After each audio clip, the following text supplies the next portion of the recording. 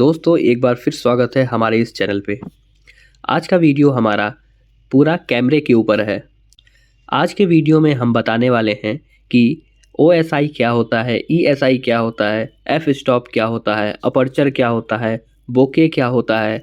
हम आज के वीडियो में सारे कैमरा और उसके फीचर्स के बारे में जानने वाले हैं, तो बने रहिए हमारे इस वीडियो के साथ। अगर आपने हमारा चैनल अभी सब्सक्राइब नहीं किया है तो सब्सक्राइब कर लीजिए। Hit it! That's what I'm talking about. Wait! From the beginning. Hit it, boys.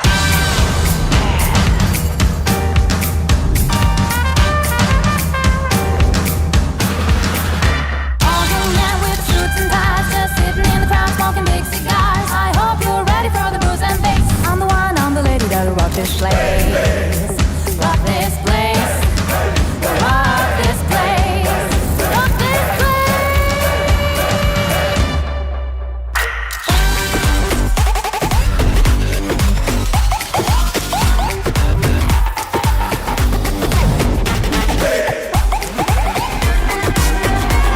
There's a joint on the corner where the big boys play.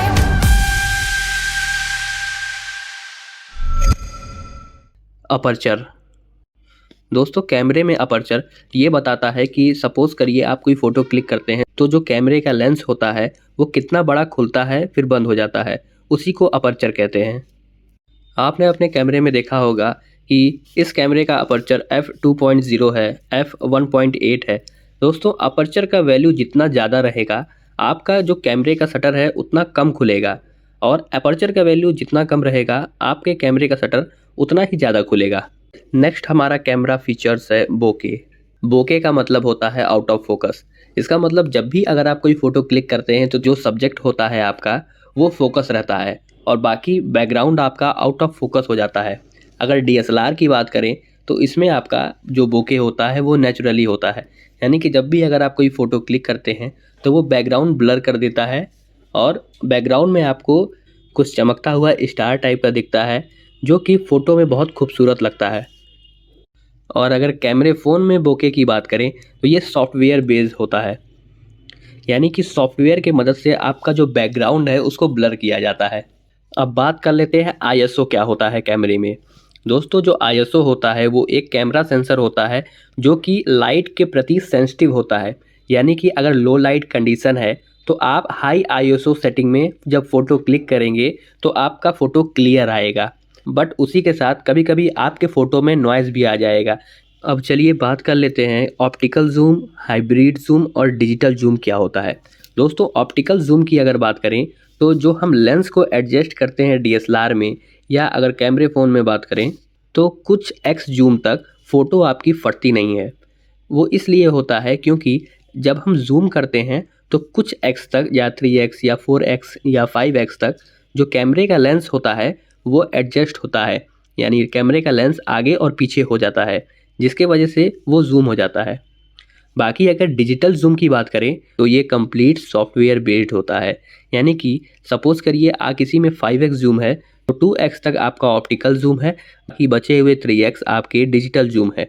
क्योंकि ये डिजिटल जूम आपका टोटल सॉफ्टवेयर बेस्ड होता है और इसमें आपका इंफॉर्मेशन लॉस हो सकता है, क्योंकि सॉफ्टवेयर उस फ़ोटो को क्लिक करने के बाद उसको जूम करता है जिसके वजह से फ़ोटो फट सकती है। और आपका अगर हाइब्रिड जूम की बात करें तो वो optical zoom plus digital zoom का कम्बिनेशन होता है। अब दोस्तों बात कर लेते हैं रॉ फाइल के बारे में। जब भी हम कोई फ़ोटो क्लिक करते हैं, जैसे DSLR से अगर हम फ़ोटो क्लिक कर रहे हैं या फ़ोन से फ़ोटो क्लिक कर रहे हैं, तो सबसे पहले वो रॉ फाइल के फॉर्म में आता है। रॉ फाइल साइज़ में बहुत बड़ा होता है JPEG के कंपेयर में, और उसमें बहुत सारे इन्फॉर्मेशन स्टोर होते हैं फ़ोटो के। बट हमारे फ़ोन में वो रॉ फाइल से कन्वर्ट कर देता है JPEG के फॉर्म में। वो इसलिए कन्वर्ट कर देता है क्योंकि हमारे फ़ोन में उतना स्पेस नहीं होता। अगर रॉ फाइल में अगर हम फ़ोटो स्टोर करने जाएंगे तो वो हमारे फ़ोन का सारा स्पेस खा जाएगा। अब आपके मन में ये कन्फ्यूज़न आ रहा होगा कि तो रॉ फाइल बना ही क्यों है।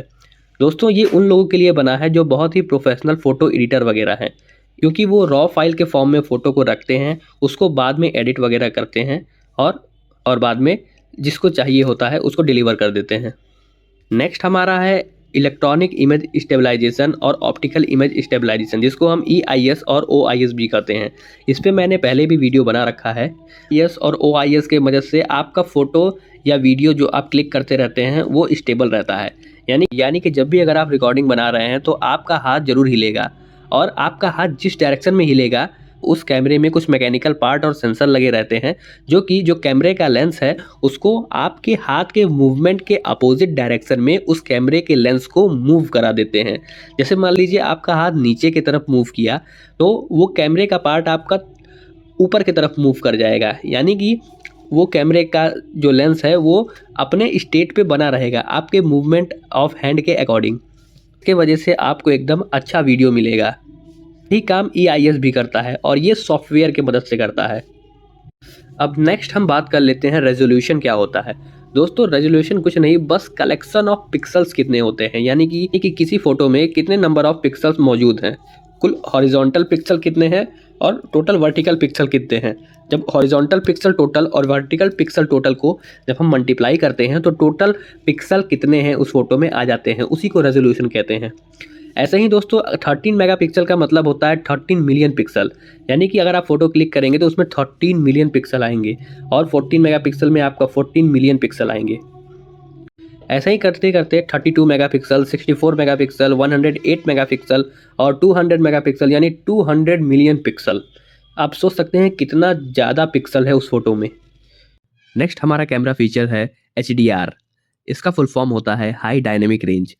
दोस्तों जब भी अगर कोई लाइट का कंडीशन होता है, यानी कि अगर आप कोई फ़ोटो क्लिक कर रहे हैं और जो सब्जेक्ट है वो बहुत ही लाइट में है या सब्जेक्ट बहुत ही डार्क में है, तब हम HDR मोड की मदद से लाइट को बैलेंस करते हैं और अगर तब हम फ़ोटो क्लिक करते हैं तो फ़ोटो बेहतर आती है। दोस्तों आपने अपने कैमरे में AI मोड ज़रूर देखा होगा। जब भी अगर आप कोई फ़ोटो पे फोकस करते हैं तो ऊपर ऑटोमेटिक डिटेक्ट होकर बता देता है कि वो फ़ोटो किस चीज़ की है। क्या आप फूड की फ़ोटो खींच रहे हैं या आप अपने नोट्स की फ़ोटो खींच रहे हैं, ये काम करता है हमारा AI मोड। नेक्स्ट हमारा कैमरा फीचर है अल्ट्रा वाइड एंगल और TOF। जब हम अल्ट्रा वाइड एंगल कैमरे से फ़ोटो क्लिक करते हैं तो हमारा ज़्यादा से ज़्यादा एरिया कवर होता है उस फ़ोटो में। और TOF का फुल फॉर्म होता है टाइम ऑफ फ्लाइट।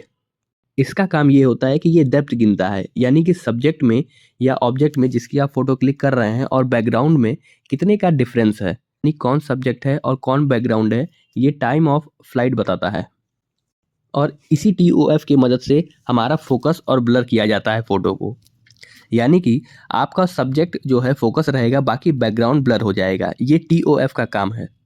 अब बात कर लेते हैं नाइट मोड के बारे में। Night mode totally software based होता है। अगर आप नाइट के कंडीशन में फ़ोटो क्लिक कर रहे हैं तो सॉफ्टवेयर की मदद से उसको थोड़ा एडिट करके फ़ोटो इन्हेंस कर दिया जाता है, जो कि आपको फ़ोटो देखने में काफ़ी अच्छा लगता है।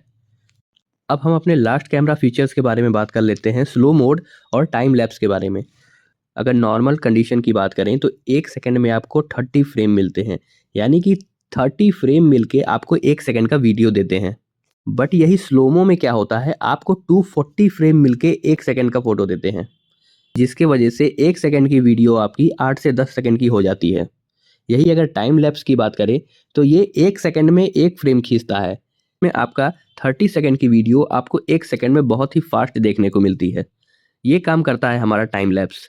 तो दोस्तों हमारे द्वारा दिया गया इन्फॉर्मेशन आपको कैसा लगा, कमेंट करके ज़रूर बताइएगा।